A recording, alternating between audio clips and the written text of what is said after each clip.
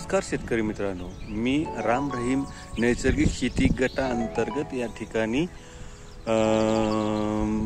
म्हणजे शेती करत आहे आणि या गटामध्ये मी आसिफ बादशाह सय्यद आणि राहणार तालुका जिल्हा अहिल्यानगर आणि मुक्काम पोस्ट निप्ती. आम्ही या ठिकाणी गटाने मिळून आम्ही या ठिकाणी नैसर्गिक शेतीच्या माध्यमातून या ठिकाणी आम्ही शेती करतो आणि या गटाच्या नावातच सर्व काही आहे. मित्रांनो, आपण या ठिकाणी पाहू शकता या ठिकाणी गटामध्ये कशा पद्धतीने काम चालते आणि नैसर्गिक शेती मिशन या अंतर्गत या ठिकाणी आपण एक प्लॉट तयार केलेला आहे, ज्यामध्ये आपण कसल्याही प्रकारचे रासायनिक फवारणी न करता, तणनाशक न मारता या ठिकाणी आपण तूर हे पीक घेतलेलं आहे.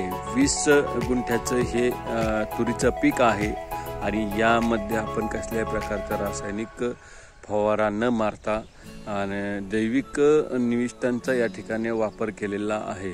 तर चला तर आपण पाहूयात कशा पद्धतीने हे प्लॉटची रचना आहे.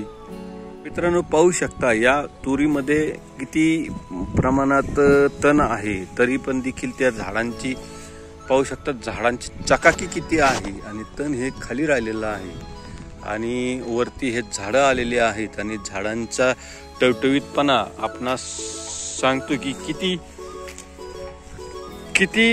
उत्पादन जास्त होणार आहे या ठिकाणी आपण पाहू शकता.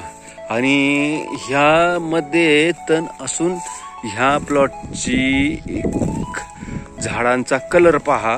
शेजारी आमच्या चुलत बंधू आहेत, यांच्या प्लॉटमध्ये तण काढलेला आहे आणि तण काढून या ठिकाणी त्यांनी हा प्लॉट तयार केलेला आहे. याच्यामध्ये पहा झाडांचा कलर आणि हे पहा तण असून देखील या ठिकाणी झाडांची चकाकी किती आहे.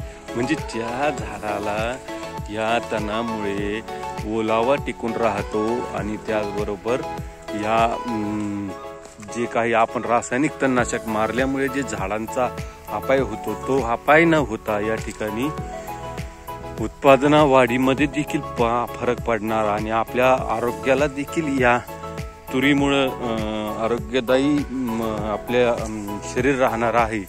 आणि आपण पाहू शकता या दोन प्लॉटमध्ये कशा पद्धतीने फरक आहे. यामध्ये तण आहे आणि या पहा तुम्ही आता हे कसं दिसत आहे आणि हा प्लॉट पहा. या प्लॉटमध्ये आणि या प्लॉटमध्ये आपणास किती फरक दिसत आहे की हे तण विरहित आहे, त्याच्यामध्ये कसल्याही प्रकारचा तण नाही. पण ह्या झाडांचा कलर पहा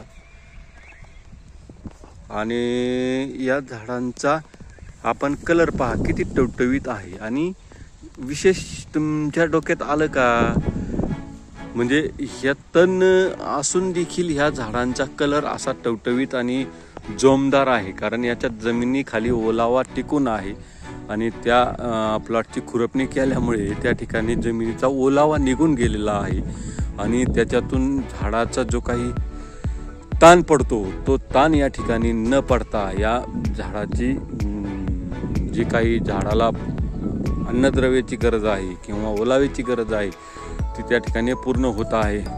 सांगायचं तात्पर्य हेच आहे की आपण या ठिकाणी जे तणनाशक वापरत आहे ते तणनाशक न वापरता आपण या ठिकाणी तणरहित शेती करावी आणि तणरहित शेती करून या ठिकाणी आपले उत्पादन कसे वाढील याकडे आपण लक्ष द्यावे. आणि आजच्या या काळात गरज आहे ती फक्त आपल्याला नैसर्गिक शेती करायची आणि रासायनिक खतांचा आणि यांची सांगड घालून 100% रासायनिक मधून 25% जैविक शेती करायची, हे आपलं ध्येय आहे. आणि हे ध्येय पूर्ण करायचं काम या ठिकाणी आपण सर्वजण मिळून करणार आहोत. तर या ठिकाणी सर्वांना विनंती आहे की आपण देखील अशा पद्धतीने तणनाशकांचा कमी वापर करावा आणि आपण आपल्या शेतीचा पोत वाढवण्यासाठी मदत करावी. आणि त्या ठिकाणी आज पाहू शकता आपण रोगराई किती वाढत आहे.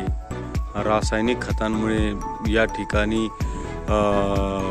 जास्त वापर केल्यामुळे कॅन्सर सारख्या रोगाचा प्रादुर्भाव आज या महाराष्ट्रामध्ये फैलावण्याचा प्रयत्न होत आहे आणि घरागणिक पेशंटची संख्या ही देखील वाढत आहे. हे कुठंतरी थांबलं पाहिजे. ते थांबण्यासाठीच आपल्याला या नैसर्गिक शेतीची कास हातात धरावी लागणार आहे. तर मित्रांनो, आपण या ठिकाणी आपणास एकच विनंती आहे की आपण या ठिकाणी जास्तीत जास्त जैविक शेतीकडे वळून जैविक भाजीपाला व कडधान्य उत्पादित करावा ही विनंती. धन्यवाद. थांबतो. राम राम.